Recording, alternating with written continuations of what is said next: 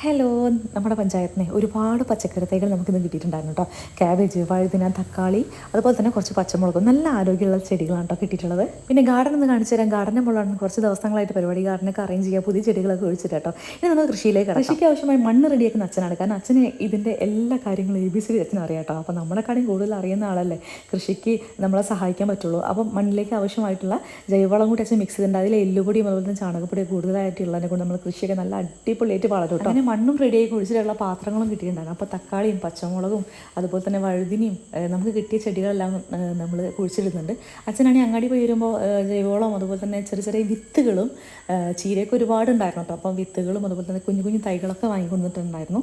അപ്പോൾ ഇതൊക്കെ കുഴിച്ചിട്ട് നമുക്ക് വീട്ടിലേക്ക് ആവശ്യമായിട്ടുള്ള വിഷാംശമില്ലാത്ത പച്ചക്കറികൾ നമ്മുടെ വീട്ടിൽ ആ ഒരു കുഞ്ഞു പറമ്പിൽ ടെറസിൻ്റെ മുകളിൽ നട്ട് നോക്കിയാൽ അപ്പോൾ നമുക്ക് തന്നെ ഒരു സന്തോഷമാണ്. കാരണം അതിലിങ്ങനെ പൂവിട്ട് ഇങ്ങനെ കായ്ച്ച് നിൽക്കുന്നത് കാണാനായിട്ട് കുറച്ചൊന്ന് കഷ്ടപ്പാട് നമ്മുടെ മടിയൊക്കെ മാറ്റി വെക്കുന്ന ആ ഒരു സമയം മതി നമുക്കിതൊക്കെ ഒന്ന് റെഡിയാക്കി എടുക്കാനായിട്ട്. ഇത് കുറച്ചും കൂടി നന്നായിട്ട് വളരാനായിട്ട് നമ്മുടെ അടുക്കളയിലെ വേസ്റ്റുകളൊക്കെ ഉണ്ടാവുമല്ലോ, അതായത് ഫ്രൂട്ട്സിൻ്റെ വെജിറ്റബിൾസിൻ്റെ അതുപോലെ തന്നെ കോഴിമുട്ടത്തോട് പച്ചക്കറി വേസ്റ്റുകൾ അങ്ങനെയൊക്കെ ഉണ്ടാവില്ല. ഈ ഒരു പച്ചക്കറി തൈകൾക്ക് വളമായിട്ട് മാറ്റാട്ടോ. എല്ലാവർക്കും ആരോഗ്യമുള്ള ശരീരം ഉണ്ടാവാൻ വേണ്ടി നമുക്കൊന്ന് ഇത്തിരി കഷ്ടപ്പെട്ടൂടെ. അപ്പോൾ ഇന്നത്തെ വീഡിയോയിൽ tata bye bye, see U.